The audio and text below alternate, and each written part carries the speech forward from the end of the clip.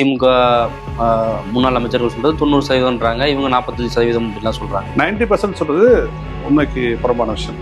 ரெண்டாவது வந்து பல கட்டங்கள்லாம் தாண்டல, இன்னும் ஒரு அனுமதி வாங்கல. இரண்டாவது ஏர்போர்ட்டுக்கான பல்வேறு இடங்களை நாங்க பார்த்துட்டோம், இந்த இடம் தான் வந்து ஆப்டா இருக்கு அப்படின்னு சொல்ற கருத்தை நீங்க எப்படி பாக்குறீங்க? இன்னைக்கு இருக்க மீனம்பாக்கம் வந்து எல்லா இடங்கள்ல இருந்தும் சென்டர் பாயிண்ட். பரந்தூர் வேணும் சொல்லக்கூடிய யாரும் ஏன்பா சென்னை ஏர்போர்ட் 1000 ஃபிளைட்டை ஹேண்டில் பண்ணல, அது பதில் சொல்லுங்க. அதுக்கப்புறம் பரந்தூர் வேணுமா, பன்னூர் வேணுமா? பூலைனோட ஸ்டாண்ட் வந்து சென்னைக்கு இன்னொரு மணி தேவையில்லை. பரந்தூர் வராதனால தமிழ்நாட்டு தூத்துக்குடி வந்திருக்கு, ஒசூர் வந்திருக்கு. இப்ப பரந்தூர் ஏர்போர்ட் வந்தா இந்த வளர்ச்சிகள்லாம் தடைப்பட்டு. ஏன்னா சமையல் எண்ணெய் மற்றும் உணவுப் பொருள் ஏற்றுமதியில் 20 ஆண்டு கால அனுபவம் பெற்ற ஸ்டார் எக்ஸ்போர்ட் ஹவுஸ் கயல் ஆக்ரோ. விகடன் நேயர்களுக்கு வணக்கம். இன்றைய சிறப்பு நேர்காணல பூவுலகின் நண்பர்கள் அமைப்பைச் சேர்ந்த சுந்தரராஜன் சார் அவர்கள் தான் மீட் பண்ண போறோம். சார் வணக்கம். பரந்தூர் ஏர்போர்ட் இதுக்கு எதிராக நீங்க நீண்ட நாட்களாக நீங்களும் போராட்டத்தை முன்னெடுத்துட்டு இருக்கீங்க. இந்த சூழல்ல தமிழக அரசு அதை வந்து வித்ரா பண்ணியிருக்காங்க. ஆனா இன்னொரு பக்கம் கடந்த ஆட்சியை சேர்ந்தவர்கள் என்ன சொல்றாங்கன்னா, இது வந்து வளர்ச்சிக்கு எதிரான ஒரு முடிவு அப்படின்ற ஒரு கருத்தை முன்வைக்கிறாங்க. என்னதான் சூழலில் சார்ந்து பேசினாலும் 10 ஆண்டுகளுக்கு பின்தங்க வேண்டிய ஒரு சூழல் ஏற்படும் தமிழகம் அப்படின்ற ஒரு கருத்தை முன்வைக்கிறாங்க. நம்ம எல்லாத்தையும் விட ஒரு 1200 நாட்கள் மக்கள் வந்து போராட்டம் நடத்திருக்காங்க. அது வந்து ஒரு அமைதி வழியில் நடந்த போராட்டம், துளி வன்முறை கூட இல்லாத ஒரு போராட்டம் தான். வழக்குகள் பாய்ந்தாலும் ஒரு பெரிய அடக்குமுறைக்கு ஆளானாலும், ஏன்னா நீங்க அந்த இனிஷியல் டேஸ் ஆஃப் பரந்தூர் போராட்டம் எடுத்து பார்த்தீங்கன்னா அது ஃபுல்லாக பேரிகேட் பண்ணி யாருமே உள்ள அலோவ் பண்ணாமல் இருந்தாங்க. வெளியேருந்து யாருமே உள்ள போக முடியாது. உள்ள போகணும்னா நீங்க வந்து போய் பர்மிஷன் வாங்கி பூலை அமைப்பை சேர்ந்த வெற்றிச்செல்லாம் கைது செய்யப்பட்டார். அது வந்து தெரியும், எங்களை யாருமே அலோவ் பண்ணல. அப்படி ஒரு நெருக்கடியான சூழலில் கூட அந்த மக்கள் வந்து ஒரு அமைதி வெளில போராடி 1200 நாட்களை தாண்டிய போராட்டத்தை நடத்தி இன்றைய முதலமைச்சர் அன்றைய தமிழக வெற்றிக்கழகத்துறை தலைவரோட முதல் அரசியல் பயணமாக அது அமைந்தது. அவரும் அங்கே போய் நான் வந்து உங்களோட நிற்பேன், ஒரு திட்டத்தை அமைதி மாட்டேன்னு சொல்லி சொல்லியிருந்தாரு. அவர் அறிவித்தபடி கொடுத்த வாக்குறுதிப்படி இன்னைக்கு ஆட்சி பொறுப்பேற்ற 3 மாதங்கள்ல அத்திட்டத்தை கைவிடுவதாக அறிவித்துள்ளார். உண்மையில் முதலமைச்சருக்கு பாராட்டுகள், நன்றி. வந்து ஏன்னா இப்படிப்பட்ட ஒரு மிகப்பெரிய ஒரு திட்டத்தை சூழலியல் பார்வையில் பார்த்து அதை வந்து கைவிடுவதற்கான ஒரு விஷயத்தை வந்து எடுத்திருப்பது அவருக்கு எவ்வளவு அழுத்தங்கள் இருக்கு எங்களுக்கு தெரியுது. ரியல் எஸ்டேட் ஆகலாம், கான்ஃபெடரேஷன் ஆஃப் இந்தியன் இண்டஸ்ட்ரி, தொழில் கூட்டமைப்பு, இன்னும் சில விஷயங்கள்ல வந்து பெரிய அழுத்தம் நிச்சயமாக இருந்திருக்கும். அதில் வந்து மாற்றுக்கிறது கிடையாது. ஆனால் அந்த அழுத்தங்கள்லாம் மீறி தான் சொன்ன சொல்லின்படி அவர் வந்து முடிவெடுத்திருப்பது நிச்சயமாக வரவேற்கத்தம். ஒரு பக்கம் அழுத்தங்கள் இருக்கு, இன்னொரு பக்கம் வந்து இதற்கு வந்து ஒரு பல்வேறு கட்டங்களை தாண்டி வந்துட்டாங்க அப்படின்ற ஒரு விஷயத்தையும் பார்க்க முடியுது. நிலம் கையகப்படுத்துதல் வரை வந்திருக்காங்க. ஏறக்குறைய இவங்க சொல்றது திமுக முன்னாள் அமைச்சர்கள் சொல்றது 90%ன்றாங்க, இவங்க 45% அப்படின்லாம் சொல்றாங்க. இப்போ இந்த கட்டத்துக்கு வந்து இந்த திட்டத்தை கைவிடுறது அப்படிங்கிறது வந்து வெறுமனே அவர் வந்து அவங்களுக்கு கொடுத்த வாக்குறுதிக்காக மட்டுமா? சரி, ஒரு திட்டத்தை வந்து இதுக்கு முன்னாடி நடந்தது இல்லையா? ஹைட்ரோ கார்பன் திட்டமாக இருக்கலாம், காட்டுப்பள்ளி திட்டமாக இருக்கலாம், அல்லது 8 வழிச்சாலை திட்டமாக இருக்கலாம், நியூட்ரன் திட்டமாக இருக்கலாம், வேற பல்வேறு திட்டங்கள் ஆகலாம். இதெல்லாம் வந்து ஒரு ஒரு அரசியல் கட்சிகள் வந்து ஒரு நிலைப்பாடு எடுக்குது. சூழலியல் சார்ந்த நிலைப்பாடுகள் எடுக்கும்பொழுது அது மாறத்தான் செய்யும். நீங்கள் இப்போ வந்து 2009-10 வந்து ஹைட்ரோ கார்பன் டெஸ்டிங்கான மீத்தேன் டெஸ்டிங்கான அனுமதியை கொடுத்தப்போ கூட அது வந்து வெறும் நாங்கள் வந்து ஒரு ஆய்வுக்கு தான் கொடுக்கணும்னு சொல்லி சொன்னாங்க. ஆனால் அதோட தீமைகள், அதனுடைய விளைவுகள் தெரியும்போது அதை விட்ரா பண்ணுறத பற்றி தப்பே கிடையாது. அது எவ்வளோ தூரம் 25%, 80%, 40%, 50%. ஆனால் ஒரு தவறான விஷயம் நடக்கும்பொழுது அதை வந்து திருத்திக் கொள்வதற்கு, மாற்றிக் கொள்வதற்கு எந்த நேரமும் சரியான நேரம் தான் அப்படி பார்க்க முடியும். ஸோ அதனால் வந்து ஆனால் ஆக்சுவலாக பார்த்தீங்கன்னா இவங்க வந்து 90% சொல்கிறது வந்து அது உண்மைக்கு புறம்பானது. அதில் வந்து ஏன்னா ஏன் அப்படி சொல்கிறாங்கன்னா, வெறும் 1800 ஏக்கர் தான் வந்து அக்வயர் பண்ணியிருக்காங்க. 5746 ஏக்கர் வந்து அவங்களுக்கு தேவை மொத்த திட்டத்தை. அதில் 1800 தான் கையகப்படுத்திருக்காங்க. அரசு நிலம் இன்னொரு 1500 சேர்த்துட்டா கூட ஒரு பேச்சு சொல்றேன். அரசு நிலம் வந்து நீர்நிலைகள் இருக்குது. 1500 ஏக்கர் நீர்நிலை தான். வெறும் முழுக்க 1500 ஏக்கரும் நீர்நிலை தான். 1600 ஏக்கரும் நீர்நிலை தான். அதையும் சேர்த்துக்கோங்க.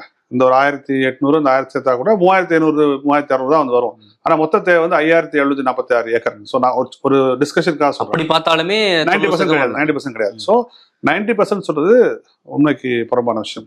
ரெண்டாவது வந்து பல கட்டங்கள்லாம் தாண்டல, இன்னும் ஒரு அனுமதி வாங்கல. சுற்றுச்சூழல் தாக்க மதிப்பீட்டு அறிக்கை பண்ணல, சுற்றுச்சூழல் அனுமதி வாங்கல, மக்கள்கிட்ட கருத்து கேட்கல. இவையெல்லாம் தாண்டி தான் அந்த ஏர்போர்ட் வந்து நீங்க கொண்டு வர முடியும். ஒரு ஒரு 20-30% பணிகள் முடிஞ்சுக்கு நம்ம சொல்லலாம். லேண்ட் அக்விசிஷனை சேர்த்து சொல்றேன். போக வேண்டிய தூரம் அவங்க எந்த விதமான ஒரு ஹிண்டரன்ஸ் இல்லை, எந்த விதமான ஒரு தடை இல்லைன்னா கூட அவர்கள் திட்டத்தை ஆரம்பிப்பதற்கு 2030-31 ஆயிடும். அதாவது நீங்க வந்து ஸ்டாப் பண்ணாம போனா கூட 2030-31 வந்து ஆயிடும். இல்ல உங்களுடைய வாதப்படி வச்சாலும் கூட 20% வந்திருக்காங்க. இப்ப இனிமே ஒரு திட்டத்தை புதுசா ஆரம்பிக்கிறது அப்படிங்கிறது இன்னும் கால தாமதமாக. 20% 80% பிரச்சனை இல்லை. திட்டம் எப்படிப்பட்ட திட்டம்? அது வந்து சூழலுக்கு எதிரான திட்டம், சென்னையை காப்பாற்றுவதற்காக இப்படி எடுத்துதான் சொல்லுவாங்க. நீங்க திட்டத்தை அனுமதிச்சீங்கன்னா எப்படி ஒவ்வொரு மழைக்கும் வேளச்சேரியும் பள்ளிக்கரையும் மிதக்குதோ அதே மாதிரிதான் போரூர், பூந்தமல்லி, அண்ணா நகர், முகப்பேரு அப்படி இந்த பகுதி, அதாவது சென்னையோட மேற்கு பகுதி மிதக்கல, வெள்ளத்தை தத்தளிக்கலன்னா அதுக்கு ஒரே ஒரு காரணம் வந்து சென்னைக்கு மேற்கு பக்கமா இருக்கிற நீர்நிலைகள் இன்னமும் வந்து பத்திரமா இருக்கதான் முக்கியமான காரணம். அந்த நீர்நிலம் அழிச்சிட்டோம்னா சென்னை ஒட்டுமொத்த சென்னை வந்து வெள்ளத்துல வந்து தத்தளிச்சிடும். நீ 2015 வெள்ளத்தை எடுத்துக்குவோம், 15 வெள்ளத்துக்கு அதுதான் சென்னையை நமக்கு நினைவுகளில் வந்து மிக பாதிச்ச வெள்ளம்.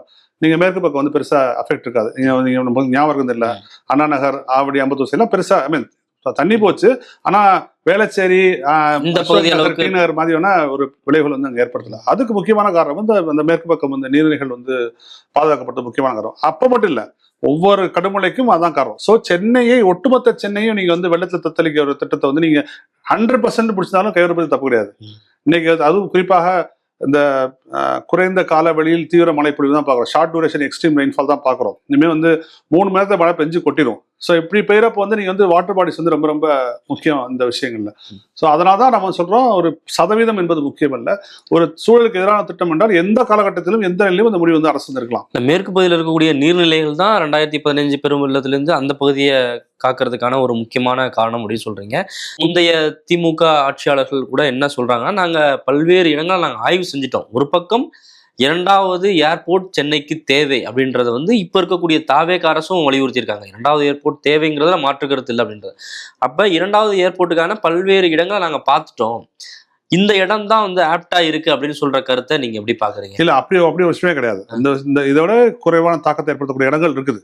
சரி, நீங்க ஒரு சென்னையை பறந்து விரிந்து சென்னையை எடுத்துக்குவேன். இன்னைக்கு இருக்க மீனம்பாக்கம் வந்து எல்லா இடங்கள்ல இருந்தும் சென்டர் பாயிண்ட். சரியா? இப்ப நீங்க வந்து ஈசிஆர், ஓஎம்ஆர்ல வந்தாலும் மீனம்பாக்கம் வரலாம். அந்த பக்கம் போரூர், பூந்தமல்லியில் இருந்தாலும் நீங்க வந்து மீனம்பாக்கம் வரலாம். நீங்க பரந்தூர் கொண்டு போயிட்டீங்கன்னு வச்சுக்கோங்க, அது யாருக்கு எந்த பகுதியில் மக்கள் சாதகமாக புரிஞ்சுமா? ஆவடி, பூந்தமல்லி, போரூர் இந்த பகுதியில் இருக்க மக்கள் கொஞ்சம் ஈஸியாக போயிடுவாங்க. நீங்கள் யோசிச்சு பாருங்க, நீலாங்கரை இல்லை கொட்டிவாக்கம், அங்கேருந்து வரக்கூடிய மக்கள் அது எவ்வளோ தூரம் சொல்லி. ஸோ ஆக்சுவலாக புவியியல் சார்ந்து நான் அந்த வாட்டர் பாடிஸ், ஃபார்ம் லேண்டுக்குள்ளே போகிறத விட்டுட்டு எங்கே சரியாக இருந்திருக்கும்னா சென்னையோட தெற்கு பக்கம் தான் சரியாக இருக்கும். தாம்பரத்தை தாண்டி செங்கல்பட்டு போகிற பாதையில் ஏர்போர்ட் அமைக்கிறது தான் சரியான இடம். நாங்க ஆய்வு செஞ்சிட்டோம் அப்படின்னு சொல்றாங்க. தாம்பரம் சரியான இடமாக அது இருந்திருக்கும். சரியா? ஃபர்ஸ்ட் விஷயம் தான் இது. டைரக்ஷனே தப்பு. 2வது விஷயம், இவ்வளவு பெரிய ஏர்போர்ட்டை நீங்க உலகத்துல எலக்ட்ரானிக்ஸ் இருக்குல்ல, அதுக்காக தான் இவங்க சொல்றாங்க எலக்ட்ரானிக்ஸ் வந்து எலக்ட்ரானிக்ஸ் சொல்றாங்க. உலகத்திலே அதிகமாக எலக்ட்ரானிக்ஸ் எக்ஸ்போர்ட் பண்றது தாய்வான் தான். சரியா? அந்த தாய்வான் நாட்டோட தலைநகரம், மாநிலத்தோட தலைநகரம் இல்லை. டெல்லி ஈக்குவலான நாட்டோட தலைநகரம். அந்த நாட்டோட தலைநகரத்திலே 3000 ஏக்கர் தான் ஏர்போர்ட். வெறும் 3000 ஏக்கர் ஏர்போர்ட். 5746 ஏக்கர்ல ஏர்போர்ட் என்ன பண்ண போறீங்க? இப்போ நோக்கம் வந்து வெறும் ஏர்போர்ட் மட்டும் இல்லை, அங்கே மால் கட்டணும், 5 ஸ்டார் ஹோட்டல் கட்டணும், மற்ற ரீட்டைல் ஷோரூம்ஸ் கொண்டு வரும். எதுக்கு அது? ஸோ நீங்கள் இடத்த சுருக்கியிருந்தீங்கன்னா, இடத்த குறைச்சிருந்தீங்கன்னா உங்களுக்கு அதோட தாக்கம் வந்து குறையும். சரி, எப்பவுமே நீங்கள் அதிகமான இடத்த எடுக்க, அதிகமான வாட்டர் பாடிஸ் எடுக்க அதோட தாக்கம் வந்து இருக்கும். நீங்கள் இடத்த கொஞ்சம் சுருக்கியிருந்தீங்கன்னா நான் இன்னொன்று கேட்குறேன், இதுக்கெல்லாம் முன்னாடி இன்னொரு கேள்வி கேட்குறேன். சென்னை விமான நிலையத்தோட அளவு வந்து 1300 ஏக்கர், மும்பை வந்து 1500 சில்லற ஏக்கர், ஒரு 200-300 ஏக்கர் டிஃபரன்ஸ் இருக்கலாம். 2 ரன்வே சென்னையில் இப்படி இருக்கு சென்னையில் 2 ரன்வே, மும்பையிலும் இப்படி தான் 2 ரன்வே, இப்படி தான் கிறிஸ் கிராசிங் ரன்வே தான். மும்பை ஏர்போர்ட் ஒரு நாளைக்கு 1000 ஃபிளைட் ரன் பண்றாங்க. சென்னை ஏர்போர்ட் 450 ஃபிளைட் ரன் பண்றாங்க. ஏன்? இங்க முதல்ல நீ கையாளுகையில பிரச்சனை இருக்குன்றீங்களா? சென்னைக்கு என்ன தேவைன்னா, உலகத்தரம் வாய்ந்த விமான நிலையத்தை நிர்வாகம் செய்யக்கூடிய அமைப்பு தான் தேவையுடைய. உலகத்தரம் வாய்ந்த விமான நிலையம் இருக்குது ஏற்கனவே. சரி, நீங்க பெங்களூர், ஹைதராபாத் சொல்லிட்டே இருப்பாங்க. பெங்களூர் இதுக்கு முன்னாடி ஏர்போர்ட் போயிருக்கீங்களா? நம்ம சேலம்ல கூட அந்த ஏர்போர்ட் கிடையாது, நம்ம நேவில கூட ஏர்போர்ட் கிடையாது, இதுக்கு முன்னாடி ஏர்போர்ட். அதனால அவங்க பெருசாக்கணும் முடிவு பண்ணாங்க. அதுதான் ஹைதராபாத்தும். நம்ம சேலம் கூட அந்த ஏர்போர்ட் கிடையாது. அதனால அவ பெருசாக முடிவு பண்றாங்க. நமக்கு பின்னாடி இருந்த ரொம்ப சுமாரான ஏர்போர்ட் வச்சிருந்த கூடிய பெங்களூரோ ஹைதராபாத்தோ நம்மளை விட அட்வான்ஸ்டா போயிட்டாங்கல்ல. இல்ல அந்த வாதத்தை முன்வைக்கிறாங்க. இப்ப நம்ம பின்தங்கிடுவோம்ல, நம்ம பின்தங்கிடுவோம் அப்படின்ற தப்பான வாதம். ஏன்னு சொன்னா முதல்ல பெங்களூரையும் சென்னையும் கம்பேர் பண்றது தப்பு. ஏன் தப்பு தெரியுமா? பெங்களூர் வந்து கடல் மட்டத்துக்கு 3000 அடி உயரத்துல இருக்கு, சென்னை வந்து 3 அடி உயரத்துல இருக்கு. 3000 அடி உயரத்துல இருக்க ஒரு நகரத்தையும் 3 அடி உயரத்துல இருக்க நகரத்தையும் எப்படி ஒண்ணு நீங்க சொல்வீங்க? எப்படி சொல்லுவீங்க ஒண்ணா? அங்க மழை பெஞ்சதுன்னா கீழே போயிடும், ஏன்னா 3000 அடி உயரத்துல இருக்குது, இங்க 3 அடி உயரத்துல இருக்குது. 3 அடி உயரத்துல கடலுக்கு தண்ணி போறதே பெருசு. பிளாட் சிட்டி இது, சென்னை வந்து பிளாட் சிட்டி, தண்ணி போறதே வந்து ரொம்ப ரொம்ப கஷ்டம். அப்ப அந்த வாட்டர் பாடி நீங்க அழிச்சிட்டீங்கன்னா அப்புறம் தண்ணி எப்படி போகும்? பிரச்சனைகளை ஆய்வு பண்ணாமதான் இந்தியா வந்து பண்ணல. அதனால சொல்றோம், அந்த ப்ரீ விசிபிலிட்டி ரிப்போர்ட் எடுத்து படிச்சு பாருங்கன்னு சொல்றோம். ப்ரீ விசிபிலிட்டி ரிப்போர்ட்ல இந்த பகுதி வெள்ளம் வருவதற்கான வாய்ப்புள்ள பகுதி அவங்களோட ரிப்போர்ட்ல இருக்குது. அந்த ரிப்போர்ட்டை யார் கோட் படிப்பா தெரியுமா? காங்கிரஸ் கட்சியோட அறிக்கையை வந்து கோட் பண்ணிப்பாங்க. 2022 வெளிவந்த ப்ரீ விசிபிலிட்டி ரிப்போர்ட்ல இந்த பகுதி வந்து வெள்ளம், இந்த ஏர்போர்ட் வந்துச்சுன்னா வெள்ளம் அபாய எச்சரிக்கை இருக்குன்னா வெள்ளம் அபாய எச்சரிக்கை இருக்குன்னு சொல்லியிருப்பாங்க. ஸோ வெள்ள அபாய எச்சரிக்கை கூடிய ஒரு இடத்த போய் எப்படி ஏர்போர்ட் கட்டுவீங்க? எப்படி கட்டுவீங்க? இதெல்லாம் தெரிஞ்சே இது வரைக்கும் கடந்த 4 நாளா பாக்குறேன். பரந்தூர் வேணும் சொல்லக்கூடிய யாரும் ஏன்பா சென்னை ஏர்போர்ட் 1000 ஃபிளைட் ஹேண்டில் பண்ணல, அது பதில் சொல்லுங்க. அதுக்கப்புறம் பரந்தூர் வேணுமா, பன்னூர் வேணுமா, மகாபலிபுரம் வேணுமா, இல்ல உத்தரமேரூர் வேணுமா டிசைட் பண்ணுவோம்.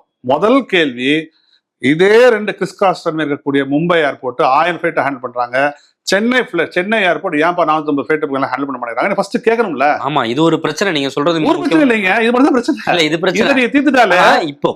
இப்போ பரந்தூர் ஏர்போர்ட் வேணாம்னு சொல்லக்கூடிய தாவேக அரசுமே இன்னொரு ஏர்போர்ட் வேணும்ன்றாங்கல்ல. பூலைனோட ஸ்டாண்ட் வந்து சென்னைக்கு இன்னொரு மனம் தேவையில்லை, அதை பத்தி நான் பேச முடியும். சரியா? அதை பத்தி நாங்க பேச முடியும். சென்னைக்கு இன்னொரு கிரீன்ஃபீல்டு ஏர்போர்ட் தேவையில்லை, அதுதான் நாங்கள் ஸ்டாண்டு. நீங்க மதுரை விரிவாக்கம் பண்ணுங்க, தூத்துக்குடி விரிவாக்கம் பண்ணுங்க, கோயம்புத்தூர் விரிவாக்கம் பண்ணுங்க, திருச்சி விரிவாக்கம் பண்ணுங்க, தேவைப்பட்டுச்சுன்னா நீங்க வந்து ஒசூர்ல புது ஏர்போர்ட் போடுங்க, அதெல்லாம் பிரச்சனை இல்லை. சென்னைக்கென்று புதிதாக விமான நிலையம் தேவையில்லை, அதான் எங்க அரசு நான் பேச முடியும்.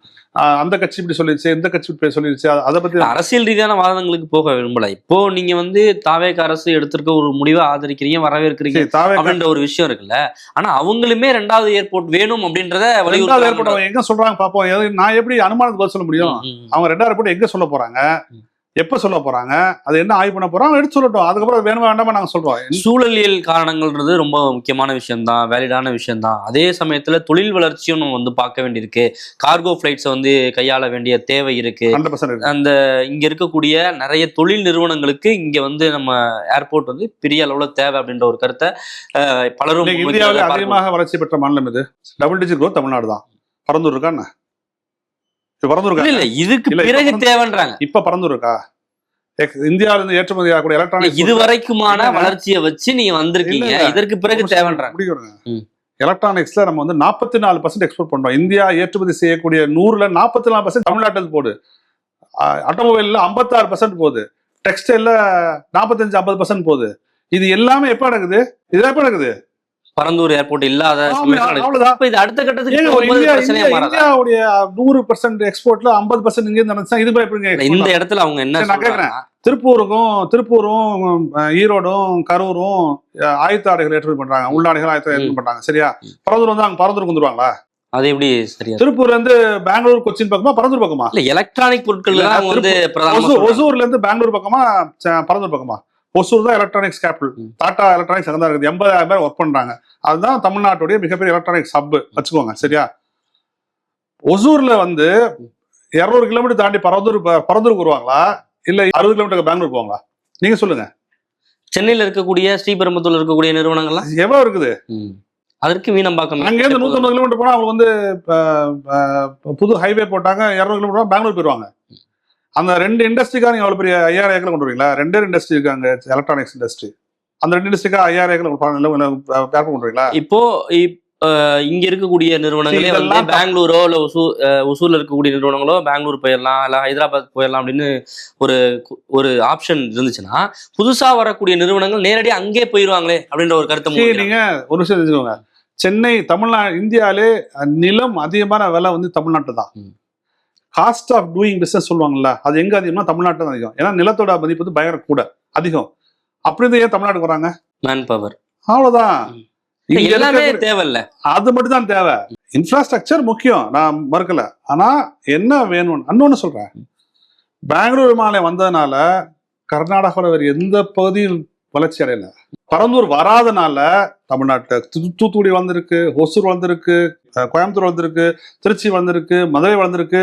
ஏன்னா இது பரந்துபட்ட வளர்ச்சி கொண்ட ஒரு மாநிலம். இப்ப பரந்தூர் ஏர்போர்ட் வந்தா இந்த வளர்ச்சிகள்லாம் தடைப்பட்டு. ஆமா, ஏன்னா பிரைவேட் ஆபரேட்டர் எப்படி உங்களுக்கு சரி இன்னைக்கு ஒரு மதுரை எக்ஸ்பேண்ட் பண்ணிருக்காங்க, அடுத்த மதுரை எக்ஸ்பேன்ஷன் பண்ண விட மாட்டாங்கல்ல, பண்ண விட மாட்டாங்க, திருச்சி எக்ஸ்பேண்ட் பண்ண விட மாட்டாங்க. இப்போ நம்மளுக்கு அடுத்த கட்டம் இல்ல இன்னொரு 50 வருடங்களுக்கு பிறகு ஆன தேவை அப்படின்னு பார்த்தா கூட மீனம்பாக்கம் ஏர்போர்ட் எக்ஸ்பேன்ஷன் அப்படின்னு வச்சா கூட அங்க அதற்கான சாத்தியங்களுமே இல்லை. நாம என்ன சொல்றோம், எங்களோட எங்க தானே திருச்சியை விரிவாக்கம் பண்ணுங்க, மதுரையை விரிவாக்கம் பண்ணுங்க, தூத்துக்குடியை விரிவாக்கம் பண்ணுங்க, கோயம்புத்தூர் விரிவாக்கம் பண்ணுங்க, ஒசூர்ல புதிய விமானம் கட்டிக்கோங்க, வேற எங்கேயாவது சின்ன சின்ன விமானம் கட்டிக்கோங்க, வேலூர்ல கட்டிக்கோங்க, எங்கேயாவது கட்டிக்கோங்க, சரியா? அது பிரச்சனை இல்லை. குவிக்கப்பட்ட வளர்ச்சி சித்தாந்தத்தை நாங்கள் வந்து இருக்கிறோம். நீங்க 5700 ஏக்கர்ல பரந்தூர் வந்துருச்சுன்னா வேற நெக்ஸ்ட் ஸ்டேஜுக்கு எந்த விமானம் போக முடியாது. ஏன் நீங்க பெங்களூர் தவிர விமானம் சொல்லுங்களேன். நீங்க நான் கூட கேட்கறேன், பெங்களூர் தவிர வளர்ச்சி இருந்த ஒரு விமானத்தை சொல்லுங்க நீங்க. இல்லங்க, அப்புறம் தெலுங்கானால ஹைதராபாத் தவிர ஒரு விமானத்தை சொல்லுங்க, வளர்ச்சி வேணாம், ஒரு விமான பேரை சொல்லுங்க. நீங்க சொல்லுங்க, அதுக்கப்புறம் பதில் சொல்றேன். மத்த கிடைக்கலாம் விட மாட்டாங்க. எப்படி விடுவாங்க? 30,000-40,000 கோடி ஒரு ஏர்போர்ட்டை போட்டு கட்டிடுவாங்க ஒரு பிரைவேட் பிளேயர் வந்து. நீ மதுரை எக்ஸ்பேண்ட் பண்ணிக்க, மதுரைக்காரன் மதுரை வந்து போய்க்கோ, கோயம்புத்தூர்காரன் வந்து போய்க்கோ, தூத்துக்குடி போய்க்கோன்னு சொல்லிடுவாங்களா? விட மாட்டாங்க. இப்ப டபுள் டிஜிட் growth அப்படின்ற ஒரு விஷயத்த சொன்னீங்க. திமுகவினர் என்ன சொல்றாங்கன்னா, இது மாதிரியான ஒரு திட்டத்தை முன் வச்சு நாங்க நிறைய இன்வெஸ்ட்மெண்ட்டை கொண்டு வந்திருக்கோம், இதை நம்பி நிறைய நிறுவனங்கள்லாம் வந்திருக்காங்க, இப்ப அவங்க எல்லாம் வந்து சஃபர் ஆகிட மாட்டாங்களா, இல்ல பயந்துட மாட்டாங்களா? ஒரு அரசு வந்து ஒரு தெளிவான முடிவெடுக்கல, இல்ல வந்து பின்வாங்குறாங்க அப்படின்ற ஒரு சிச்சுவேஷன் இருந்துச்சுன்னா இது பொருளாதாரத்துல மிகப்பெரிய தாக்கத்தை ஏற்படுத்தாதான ஒரு கேள்வியை முன்வைக்கிறாங்க. நான் இன்னொரு பக்கம் கேட்கிறேன், சென்னை ஃபிளைட்ஸ் வந்துச்சுல 2015, 50,000 நிறுவனம் சென்னையில மூடிட்டாங்க. அது தாக்கத்தை ஏற்படுத்தாதா? ஐயோ, சென்னை எப்ப பார்த்தாலும் வெள்ளம் வருது, அது இயற்கை பேரிடர்னு வச்சுக்கலாம். அது எப்படி? அப்ப இயற்கை பேரிடர் வராத கவர்மெண்ட் பாலிசியை மாத்துறாங்க. நடக்காத பெங்களூருக்கும் ஹைதராபாத்துக்கு போவாங்களா? இயற்கை பேரிடர்ல வந்து மூழ்கி கிடக்குற சென்னைக்கு வருவாங்களா? நீங்க கவர்மெண்ட் பாலிசி, ஏர்போர்ட், ரோடு எல்லாத்தையும் விட்டுருங்க. வருஷத்துல 365 நாள்ல 250 நாள் சுட்டு எரிக்கும்பா வெயில். இன்னைக்கு இந்தியாவோட மோஸ்ட் ஹாட்டஸ்ட் மெகா சிட்டி எது சொல்லுங்க? சென்னை. ஆமா. அப்புறம் நீ வந்து பெங்களூர் பறந்து கொண்டு வந்து காங்கிரீட் போட்டீங்கன்னா அது ஹீட் கூடுமா குறையுமா? அப்போ வருஷத்துல 250 நாள் உங்களுக்கு கொடூரமான வெயில் அடிக்கும். மிச்சம் 100 நாள் வெள்ளத்துல மூழ்கி இருக்க நகரத்துக்கு போவாங்களா? இல்லப்பா, இதெல்லாம் இல்லப்பா, மற்ற இடத்துக்கு போவோம்னு சொல்லுவாங்களா? அப்ப சென்னை, நான் ஒரு குற்றச்சாட்டை வைக்கிறேன், யார் யாரெல்லாம் பரந்தூர் மாதத்தை வந்து சப்போர்ட் பண்றாங்களோ அவர்கள் எல்லாம் சென்னையை ஒரு பேரிடர் நகரமாக மாற்றுவதற்கு முயற்சி பண்றாங்க. சர்வதேச கண்களுக்கு சென்னை ஒரு டிசாஸ்டர் சிட்டியா தெரியணும். வெப்பமும் வெள்ளமும் வரக்கூடிய ஒரு நகரமாக சென்னை பார்க்கப்பட வேணும் ஒரு உள்நோக்கம் இருக்குது அவங்களுக்கு. அவங்களுக்கு எந்த உள்நோக்கம் எனக்கு தெரியல. நாங்க வந்து இந்த முடிவை வந்து சென்னையை ஒரு மிகப்பெரிய ஒரு சீர்லிருந்து காக்கக்கூடிய ஒரு விஷயமா பாக்குறோம். ஓகே, இப்போ இவ்வளோ பிரச்சனைகள் சொல்றீங்க, அவங்க வந்து பொருளாதார காரணங்களை பிரதானமா முன்வைக்கிறாங்க, வளர்ச்சி அப்படின்ற ஒரு விஷயத்த முன்வைக்கிறாங்க. இப்போ இதையெல்லாம் தாண்டி அவங்க அந்த திட்டத்தை கொண்டு வரணும்னு நினைக்கிறதோ இல்லை வந்து இப்போ அதற்கு ஆதரவா பேசக்கூடிய விஷயங்களோ எதற்காக இருக்கும் அப்படின்னு நீங்க நினைக்கிறீங்க? சரி, நாங்க எப்பவுமே அந்த அனுமானத்துக்குலாம் பதில் சொல்ல மாட்டோம். அந்த அவங்க இடம் வாங்கிட்டாங்க அந்த மாதிரி எப்பவுமே சொல்ல மாட்டோம், சரியா? இந்த திட்டம் தேவையற்ற திட்டம், சூழலுக்கு எதிரான திட்டம், கொண்டு வந்துட கூடாது, கொண்டுட்டாங்க, இப்போ கேன்சல் பண்ணிட்டாங்க, அவ்வளோதான். சரி, நீ வந்து அவங்க நாங்கள் ஒன்றும் இங்கே வந்து இவங்க இடம் வாங்கிட்டாங்க அவங்க இடம் வாங்கிட்டான்னு எங்களுக்கு நாங்கள் என்றைக்குமே எப்பொழுதுமே அனுமானத்தை வச்சு குற்றச்சாட்டுலாம் சொல்ல மாட்டோம், சரியா? அது வந்து நாங்கள் எப்பவுமே கிளியரா. இப்போ தாவேக அரசு இரண்டாவது ஒரு விமான நிலையம் வேணும் அப்படிங்கிற ஒரு அடிப்படையில் இன்னொரு இதே மாதிரி நீர்நிலை பகுதிகளை எடுத்தாலும் அதுக்கு எதிரான டவுட் இருக்கு உங்களுக்கு? அதெல்லாம் சந்தேகம் வேண்டாம். சரி, எங்க ஒரு மினிமமா ஒரு விஷயம் இருக்குது நம்ம செய்ய முடியும் அப்படின்னா அது வேற, சரியா? 33 வாட்டர் பாடியை அழிச்சு, 1600 ஏக்கர் வாட்டர் பாடியை அழிச்சு, 2500 ஏக்கர் ஃபார்ம் லேண்ட் அழிச்சு யார் கொண்டு வந்தாலும் சரி நிச்சயமா இப்படியான ஒரு வாதத்தை முன்வைக்கும் போது விவசாய நிலங்களே அழிக்காம வாட்டர் பாடிஸே எடுக்காம எந்த இடத்துல சென்னை சொல்றோம், சென்னைக்கு ஒரு மாதிரி தேவையில்லைங்கிறோம். மதுரை எக்ஸ்பேண்ட் பண்ணுங்க, திருச்சி ஏன் மதுரைக்கும் திருச்சிக்கும் கோயம்புத்தூருக்கும் தூத்துக்குடி உங்களுக்கு பிரச்சனை இருக்கா? உங்களுக்கு பரந்தூர் வேணும்னு சொல்றவங்களுக்கு மதுரைக்கு எதிரி. நான் இந்த குற்றச்சாட்டை சொல்றேன், தமிழ்நாட்டின் மற்ற நகரம் வளர்ச்சி அடையக்கூடாதுன்னு இந்த பரந்தூர் ஏர்போர்ட்டுக்காரங்க பரந்தூர் ஏர்போர்ட் ஆதரிக்க வந்து நினைக்கிறாங்க. நீங்க என்ன சொல்றீங்க? தூத்துக்குடி வந்துடக்கூடாது, கோயம்புத்தூர் வந்துடக்கூடாது, திருச்சி வந்துடக்கூடாது, இரு தரப்பும் அரசியல் காரணங்களை பிரதானமா அரசியல் பொருளாதாரம் நீங்க சூழலுக்காக பேசுறீங்கன்றது அதை தாண்டி இப்ப நடக்கக்கூடிய விவாதங்கள் இருக்குல்ல பாருங்க, அதுக்கு வந்து நான் பதில் சொல்ல முடியாது, அது எங்களுக்கு தெரியாது. எங்களுக்கு தேவை இந்த திட்டத்தை டிபார்ட்டும். இந்த மாதிரி இந்த திட்டத்தை எங்க கொண்டு வந்தாலும் எதிர்த்தான் வந்திருப்போம். இது தப்பான திட்டம். 2 குற்றச்சாட்டை முன்வைக்கிறேன். ஒரு குற்றச்சாட்டு பதில் சொல்ல மாட்டாங்க. ஏன் 1000 ஃபிளைட் மும்பைல ஓடுது, சென்னையில ஓடுது? இதுக்கு நீங்க பரந்தூர் வேணும்னு சொல்றாங்க போய், எப்பா எல்லாத்தையும் பரந்தூர்லாம் 2வது பட்சம் பார்த்துக்கோப்பா, சென்னை விமானமும் மும்பை விமானம் ஒரே மாதிரி தான், சரியா? மும்பை விமானம் 6 ஃபிளைட் ஆப்ரேட் பண்றாங்க, சென்னை விமானம் 450 ஃபிளைட் ஆப்ரேட் பண்றாங்க. இதுக்கு ஏன்ப்பா பதில் சொல்ல சொல்லுங்க? அப்போ உங்க ஃபர்ஸ்ட் நோக்கம் என்ன ஆகணும்? 450 விமானத்தை வந்து 800 விமானம் ஆக்கதான் உங்க ஃபர்ஸ்ட் நோக்கமாகணும். அதை செய்யுங்க. அதற்கு பிறகு அடுத்த அது கட்டத்துல பார்ப்போம். பார்த்துக்கலாம். ஓகே, இப்ப வந்து 1800 ஏக்கர் நிலம் கையகப்படுத்தியிருக்காங்க. இப்ப அதை என்ன பண்ண போறாங்கன்ற ஒரு கேள்வியும் விவசாயிகள் இருக்கு. திரும்பி கொடுங்க எங்க ஸ்டாண்டு. விவசாயிகள் திரும்பி கொடுங்க. ஆனா வேற ஒரு தொழில் வாய்ப்புகளுக்கு அதை பயன்படுத்திக்கலாம் பயன்படுத்த முடியாது. சட்டத்துப்படி சட்டப்படி பயன்படுத்த முடியாது. ஆனா வந்து சட்டமன்றத்தில் அப்படி ஒரு கருத்தை தெரிவிச்சிருக்காங்க. அவங்க ட்ரை பண்ணுவாங்களா இருக்கும், அவங்களோட ஆசையா இருக்கலாம், அது வேற. ஆனா எங்களுடைய ஸ்டாண்ட் வந்து எடுத்த நிலத்தை மறுபடியும் விவசாயிகள்ட்ட கொடுக்க தான் எங்களோட ஸ்டாண்டு. ஓகே சார், உங்களுடைய போராட்டம் வெற்றி அடைஞ்சிருக்கு. அந்த பரந்தூர் மக்கள் அவங்களுடைய போராட்டமும் வெற்றி அடைஞ்சிருக்கு. ஏகனாபுரம் மக்கள் நிறைய கருத்துக்களை முன் வச்சிங்க. உங்கள் நேரத்துக்கு நன்றி சார். நன்றி. 20 ஆண்டுகளாக உலக நாடுகளுக்கு உயர்தர சமையல் எண்ணெய் மற்றும் உணவுப் பொருட்கள் ஏற்றுமதியில் இந்திய அரசின் ஸ்டார் எக்ஸ்போர்ட் ஹவுஸ் அங்கீகாரம் பெற்ற கயல் ஆக்ரோ ஃபுட்ஸ்.